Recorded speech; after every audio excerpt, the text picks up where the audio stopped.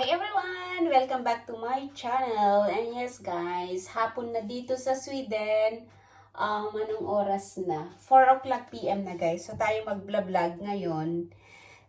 Habang ako'y nag-slice ang aking snack ngayon.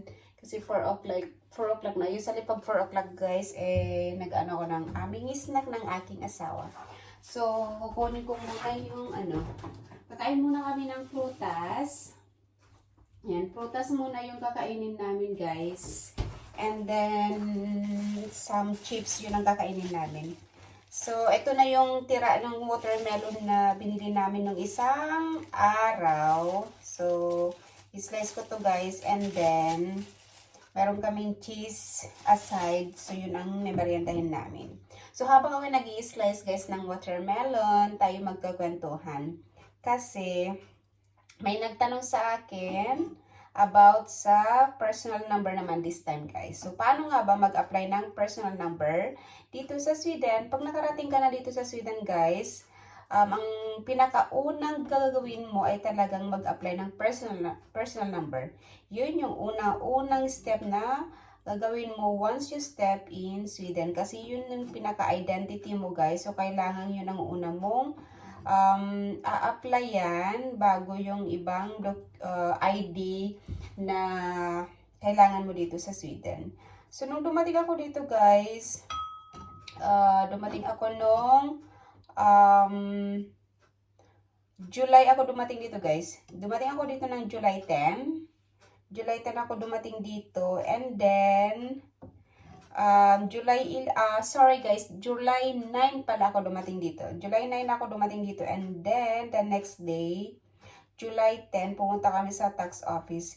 Pero, bago ako nag-flight, guys, nag-book na yung asawa ko ng appointment para dun sa pagpunta namin sa tax office. So, flight ko ng 9. So, nung 7, July 7, nag-book na yung asawa ko ng appointment namin.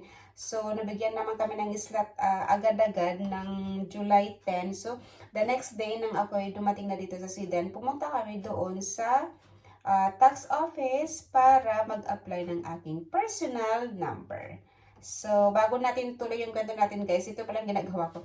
Tinatanggal ko yung maliliit-liit na, may maliliit na seeds. Kasi nung isang araw nung kumain ako, pumapasok doon sa singit-singit ng aking ngipin. Kaya, ang liliit-liit kasi ng buto ng watermelon na to, guys. Kaya, tinatanggal ko isa-isa. Ganyan, tinatanggal ko sa isa. With this knife. So, yun nga, guys. So, nung pagpunta namin dun sa tax office the next day, dala-dala ko yung mga requirements na kailangan. So, hindi ko pa alam, guys, yung mga kailangan sa pag-apply ng personal number, pero nag-prepare lang kami ng asawa ko ng mga iba't ibang documents just in case na kailangan namin lahat. Ang dami namin prepare din, guys, kagaya ng marriage certificate namin. Prepare ko din yun. Yung kanyang work contract, prepare din namin yun. Tapos, yung passport niya, tsaka yung passport ko, and then yung ID niya, and then yung residence card ko, yun yung prepare ko, and then, yung birth certificate ko, yun din ang prepare ko. Kasi just in case, baka kailangan nila. Kasi, hindi kami sigurado kung ano yung kailangan nila. Ayan, kaya lang, nag-prepare lang kami just in case. So, yun na nga, guys, nung pagpunta namin sa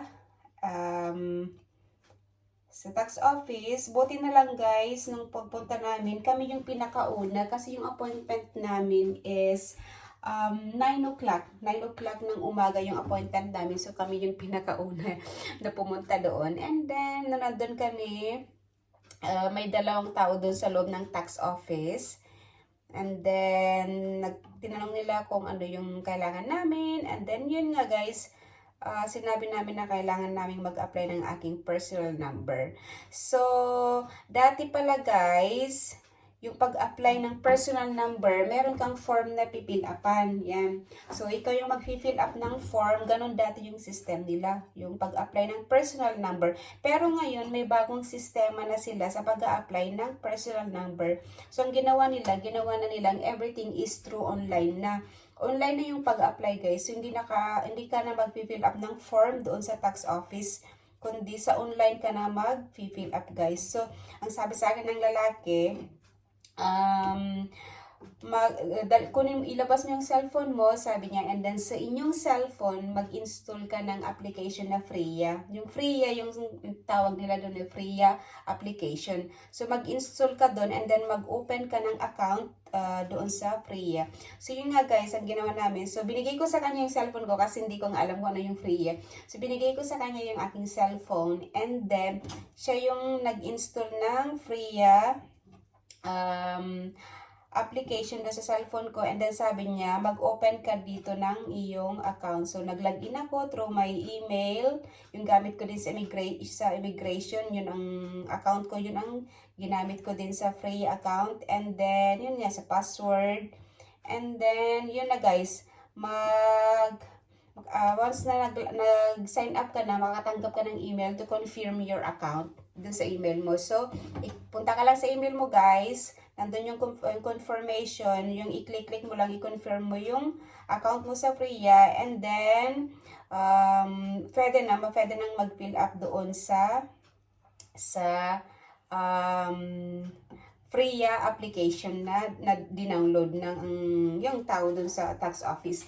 And then, dun sa Freya guys, nandun na yung mga questionnaire na kailangan mong sagutan. So, dati sa papel, pero ngayon sa online na, diba? So, nandun yung mga questionnaire na sasagutan mo. So, madali lang naman ang mga tanong dun guys, about sa pag-apply ng personal number. So, kumbaga, tatanungin lang yung personal details mo, tapos yung asawa mo, and then, kung saan ka nang galing, kung, yun nga, kung may anak na kayo, kung saan ka nagtatrabaho dati, kung taga saan ka, ganun lang guys. Tapos, kung may mga anak na kayo, yun yung mga sample question na tinatanong dun sa tax office guys. So, after nun guys, after ng pag-fill up dun sa application dun sa online, siya na yung nag-fill up guys, sinasabi lang niya sa akin, kasi mas mabilis siya sa akin eh. So, siya yung nag-fill up dun, pero nakikita ko naman yung ginagawa niya, yung sinasagot niya. Siya yung nagtatype doon sa sagot doon sa cellphone ko habang pinapakita naman niya sa akin kasi mas mabilis. So, after nun na masagutan yung mga tanong guys, and then kinuha niya yung passport ko, and then yung residence card ko, tsaka yung passport din ng asawa ko, yun ang kinuha, yung passport naming dalawa, and then yung residence card ko. Kung wala yung passport ng asawa nyo, pwede rin yung ID nila guys, kasi may ID sila dito eh. Yun din ang pwedeng ibigay sa kanila, yung may personal number ng asawa nyo doon, yun ang pwedeng ibigay din. So, after nun guys, kinuha nila yun, and then in-scan nila doon sa system nila. In-scan nila yung mga documents na binigay namin. After nilang ma-scan, nag-photograph ako guys. So, nag-photograph ako para sa ID. And then, after kong ma-photograph, pumunta na naman kami sa kabila. And then, twice akong nag-photograph guys eh.